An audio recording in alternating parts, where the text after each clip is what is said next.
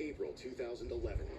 Dozens of tornadoes are sweeping across the southern United States. There's a tornado watch in northern Alabama when a woman driving to work hits the record button on her cell phone. She can't believe her eyes. There's a powerful EF4 tornado heading towards her.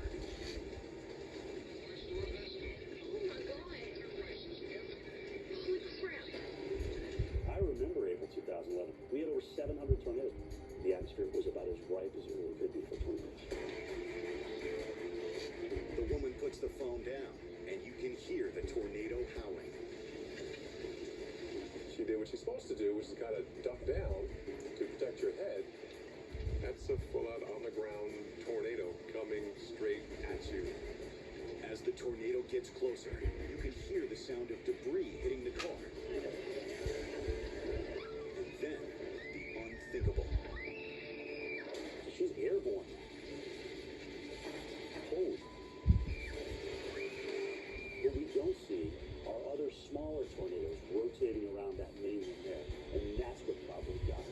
The car goes airborne, spinning horrifically.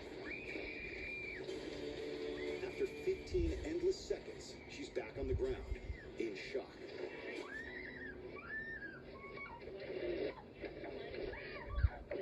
Her car smashes into a building before landing. Miraculously, she survives with no injuries. She went for one hell of a ride. She's lucky to be alive.